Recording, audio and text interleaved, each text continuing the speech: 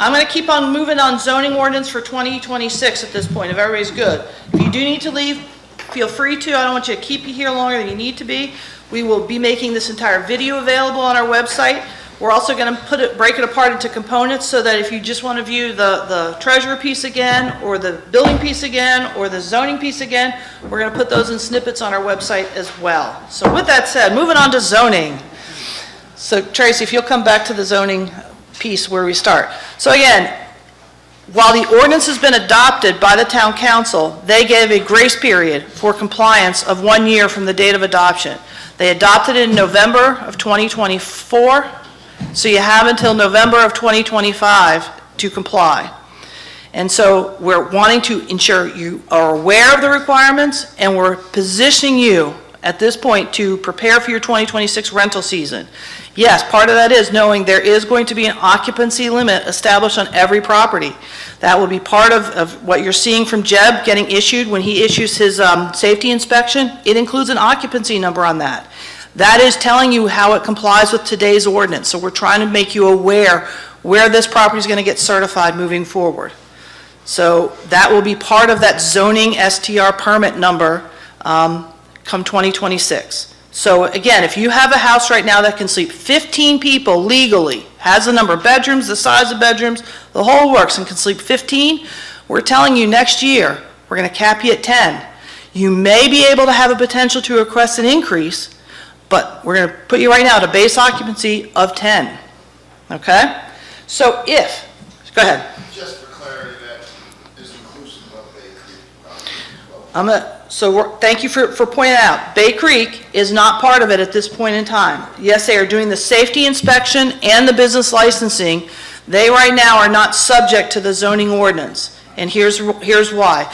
Bay Creek has its own zoning ordinance called the Accomack Plantation Planned Unit Development, or PUD ordinance. I am heading into negotiations with the owners of Bay Creek Preserve Communities to start doing amendments to their PUD ordinance. And part of that discussion and negotiation with them will be looking to expand these STR requirements that are now in the historic district, the harbor, and the commercial district of the town, to expand into the Bay Creek properties as well. I'm on the board of Bay Creek, that's why I just want to make Yep. clear what that video, so I can send that out later today. Right. So there's clarity, because we get a million questions, just as you guys do. Yes. And Well, so go ahead. The whole bedroom definition, square footage stuff is still going to apply. Right, I thought that would.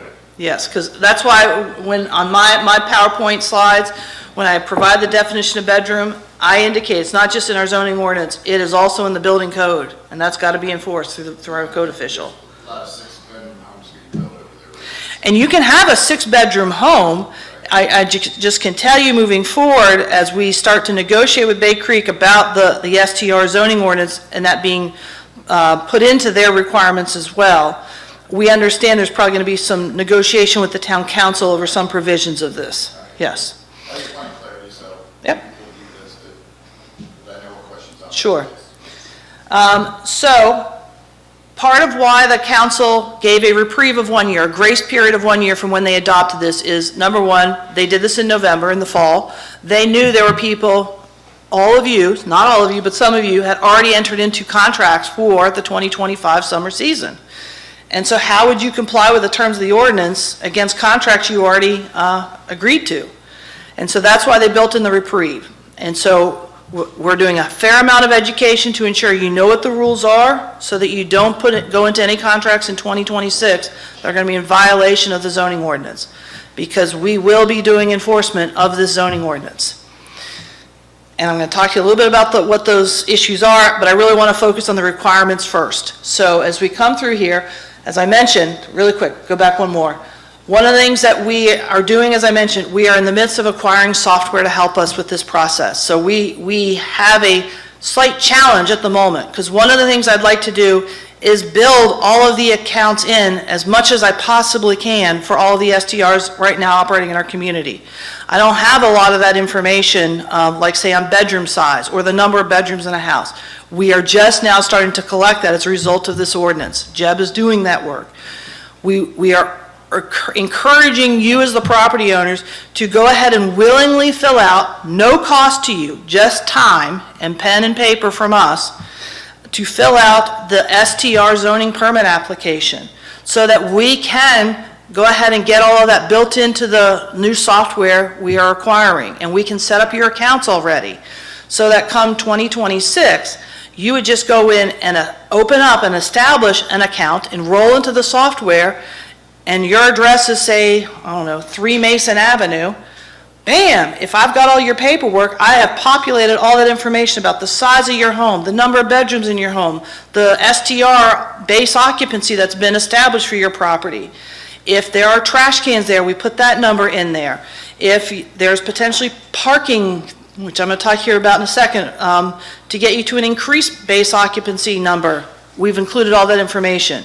And ideally, we're going to have the information about how you paid. So we would have your estimate of 2025 revenue for the year in the system, so that when you start to do your 2026, there's less guesswork of trying to remember. I can't find my last year's paperwork. Where is it? I don't know what number I put in. I'll just pick 15,000 of what I told you guys.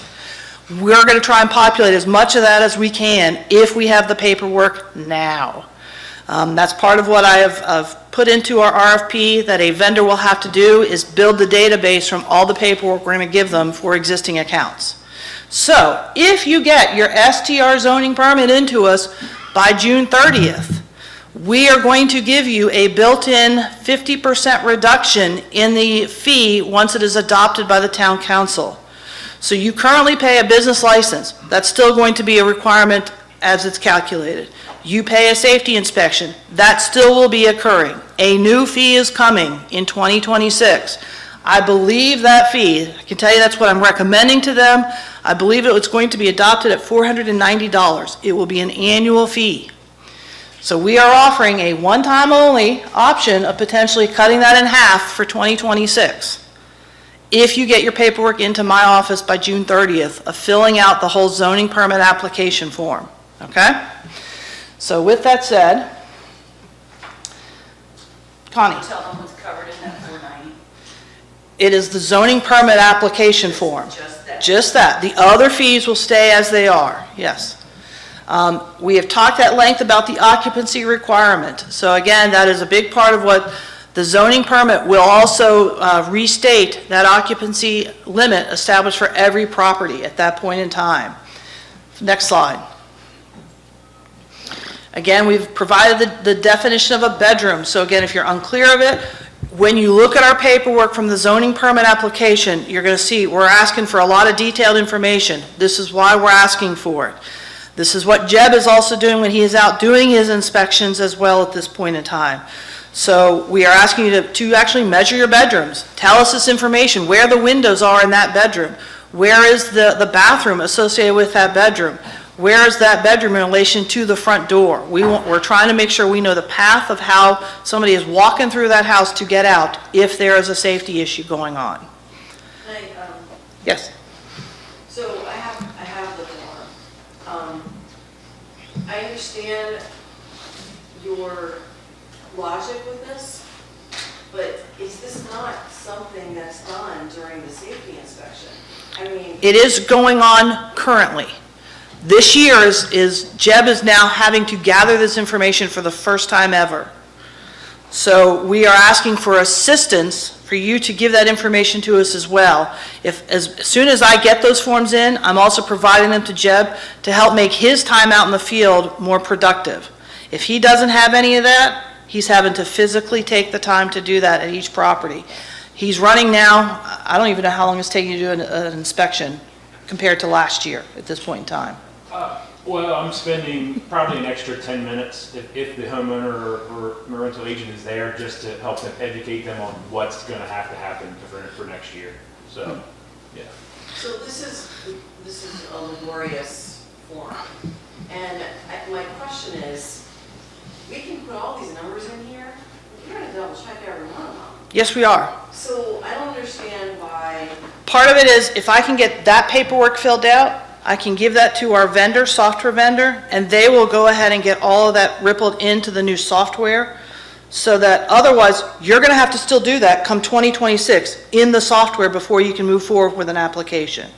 I understand. Yeah. My whole thing is, it will be done twice. It'll be done. I'm gonna disagree. I don't think it will be twice, because Jeb is not gonna always tell me the windows.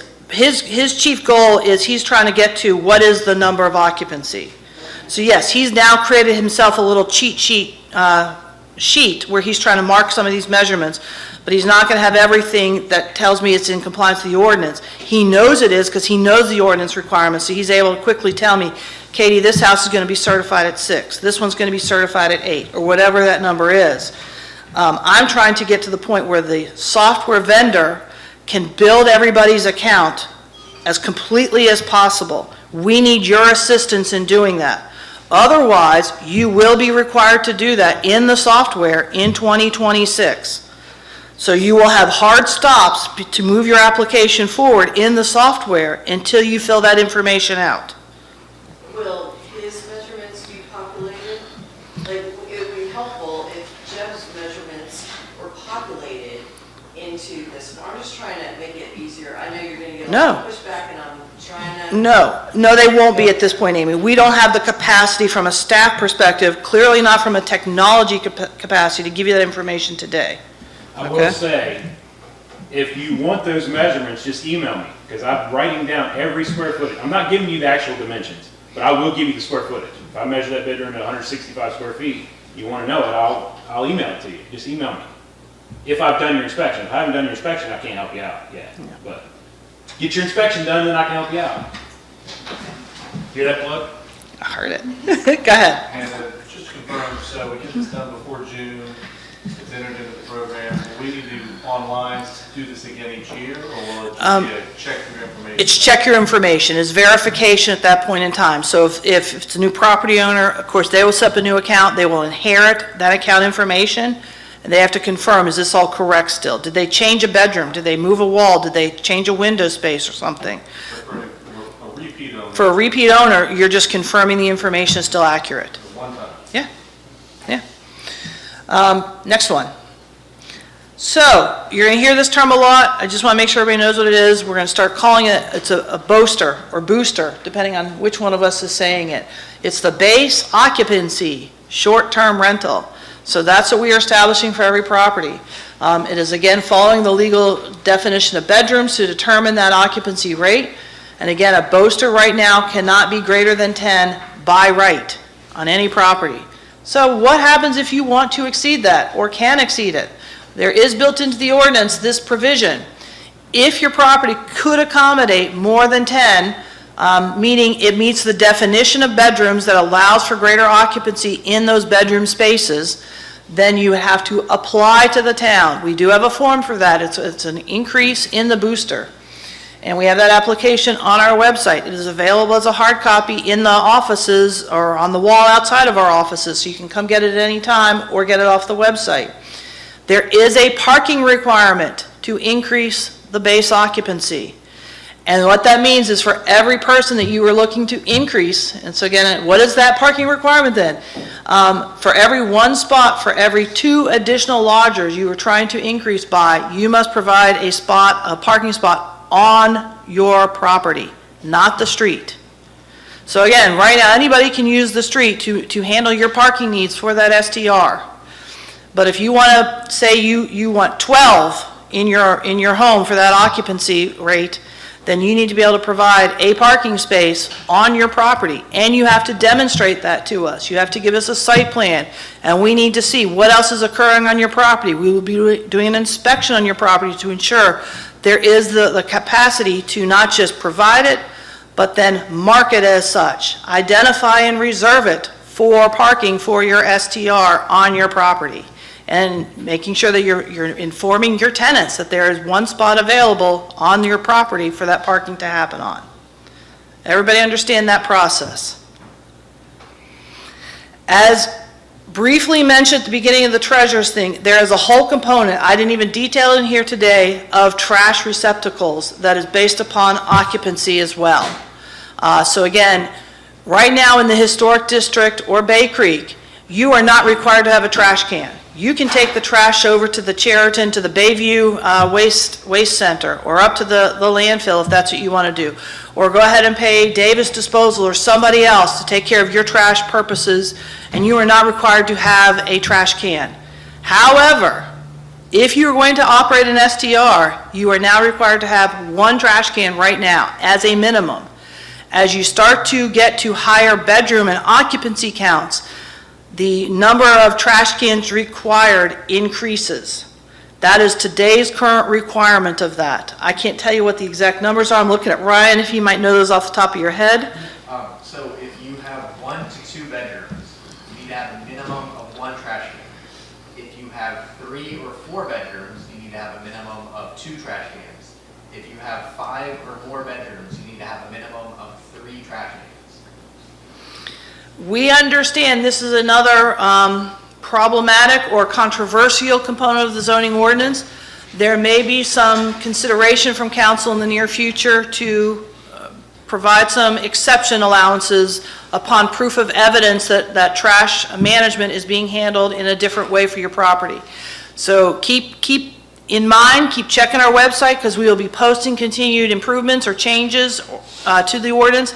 I do think there is one coming forth relative to the trash issue. It probably will not come forward till May or June, because it's anything that we do. I would love to just say, well, just say it this way, Katie. I'd love to do that. Everything we do requires public hearings to adopt laws.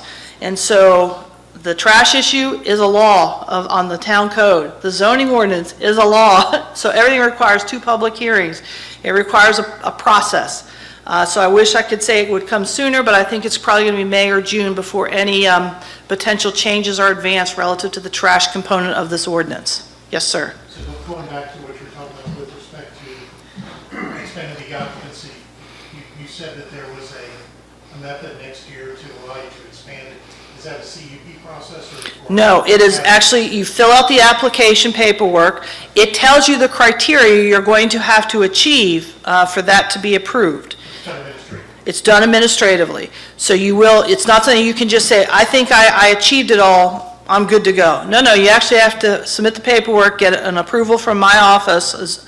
A new certificate of occupancy will be issued to you, certificate showing that increase. And again, that would be part of your renewal process on an annual basis. Doesn't mean you have to apply for that increase every year. That will be built in and listed as your base occupancy. We will be confirming that you still meet the parking requirements on an annual basis when you go to renew. Next one. I think I'm close to finishing. I think I'm done, yes. So as I mentioned, there are other elements of this zoning ordinance that I didn't really focus on today, because I just wanted to focus on right now the requirements. There are other elements, so we urge you to go to the town website to, again, the planning page, the code officials page, or the treasurer's page. We have a whole short-term rental page devoted. We give you links to the ordinance, so please read the ordinance. We then have frequently asked questions under each of our various sections between the treasurer, safety inspections, and me. Read those questions. If you think your question has not been listed there and you think it should, email me and we will add it to the list of frequently asked questions, because we want to make this as useful to you as the residents and STR owners as possible. Jack.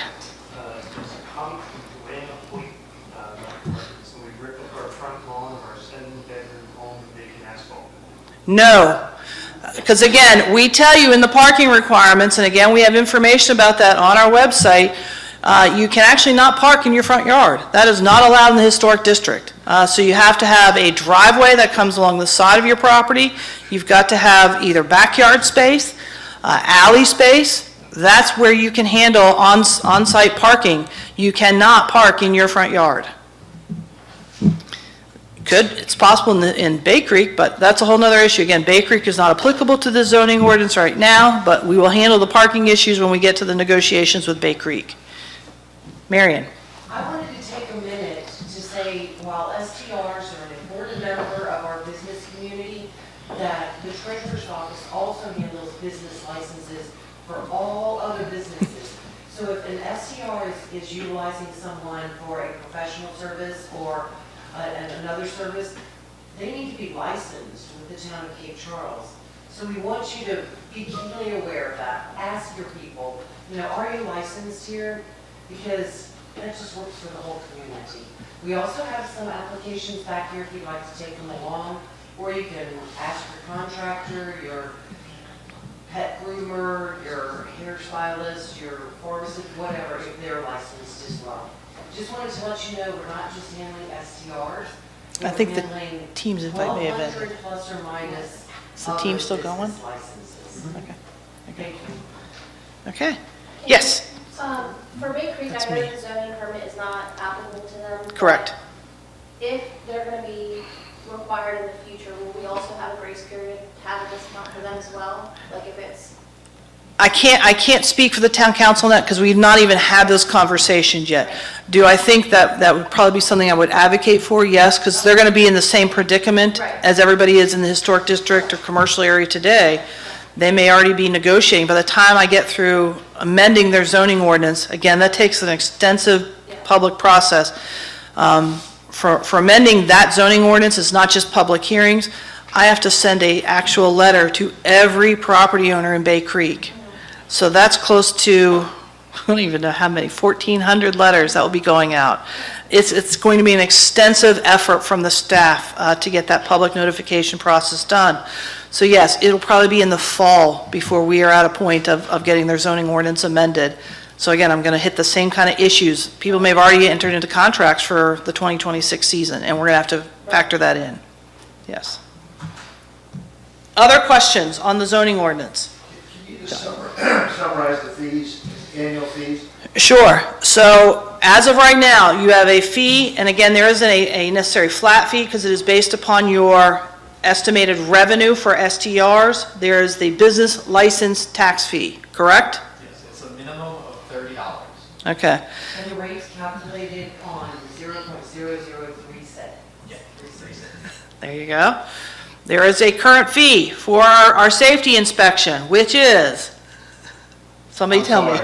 $150. $150. Those are not going away, they're not changing in this process. The new fee coming into being is going to be the zoning STR permit fee. And we are anticipating that being set at $490. And that will help defray the cost of some of the new staff we've had to bring on to cover this, the software that's going to help us manage this moving forward, and some other expenses associated with keeping this program moving forward as it stands. So at that point, I'm not saying it can't be potentially looked at on an annual basis as we continue to look at where STRs are, and especially as potentially Bay Creek moves into that mix. I think that number will come down a little bit because the number of Bay Creek will help dilute spreading that cost out amongst all the STRs in this community, not just the ones in the historic district, commercial district, harbor district right now. Can Marion come up and restate what she said? They couldn't hear you. I had a text from somebody that couldn't hear what you said. The back tax, there. the business tax rate for you guys, for STRs. No, about what she was speaking about with regards to all professionals should all have other business businesses. license. Okay, so, The community on Facebook couldn't hear you. I'm sorry, I should have stood up and spoken louder. We're handling business licenses for the town of Cape Charles, which means contractors, it means pet sitters, it means anyone who's earning income in the town of Cape Charles. So we ask that you all, while you're an important part of our business community, ask that your service providers or vendors to you and your STR, make sure that your people are licensed as well. We've brought some forms here. You'll also find them under B poll on the treasurer's page. Is that information anywhere else on our website, Ryan? Forms and documents. Forms and documents. Wherever you can find any forms and documents on the town webpage, there are the 4 different types of business licenses. Okay, anywhere you can find forms and documents on the town's website, you'll be able to find the 4 different forms for B polls.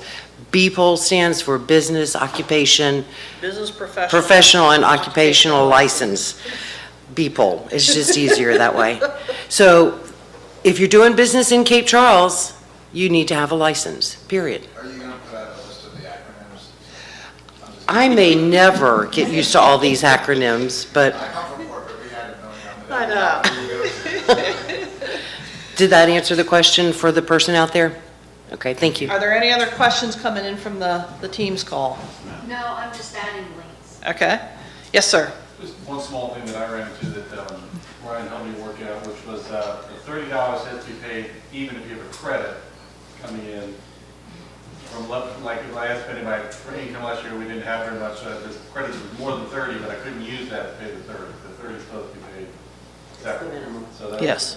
just might help clarify that for me. No, I appreciate that. Jack, any comments coming in from Facebook? Nothing. Anybody else here in the room have comments for us? But I agree with this gentleman here with respect to the jargon. We need a listing of all the And I think our staff is noting that, so we'll probably have an acronym cheat sheet. Yes. So, we will continue to do these sorts of things. Again, this, as I mentioned, this video will go up on our website. It may take us a day or so to get the video up. All the other documentation is up there. We urge you to go visit our website. We're trying to make this as robust and helpful to you as possible. Yes, it is not directly on the town's homepage right now, but you go into either the treasurer page, the code officials page, or planning and zoning's page, and there it is the STR. It is exactly the same in either one of these of our pages. They are all linked and we're sharing the same information. So, Amy, you had a question. Can I have your email? So Oh, yeah. Let me come up there and speak into the mic, I guess. Should I just tell them? It's code official at capecharles.org. Our cards are right back here on this table. Yes. And again, you can always find all of our contact information, including our office phone numbers and our emails, on the town website. If you go to our individual pages, all of our staff information is listed with our email accounts. My email account is up there. My phone number is up there. You can call my office directly. You can call each of theirs directly. So you can always find us one way or another. Yes, our cards are here as well. You can take those and share them however you like. So, we appreciate your time today. We hope, I understand this may seem cumbersome to you. We appreciate you taking the time to work with us as we bring this regulation into being for the town council. This is meant to help provide the community at large a better understanding of this important economy in our business, and that we are helping put rules in that everybody in this community feels that they're being heard, not just STR owners, but others who don't operate STRs. And they want to ensure that we have regs in place that everybody gets fair use of this community. And so I understand sometimes this is problematic, but we appreciate you working with us. We will take your feedback to town council as well. If there are improvements or changes you think should happen in the process, whether it be our paperwork or the ordinance itself, please submit those to me, and I am getting all of that back to the town council for their consideration as we continue to evaluate and monitor how this is moving forward. Thank you again. Appreciate it.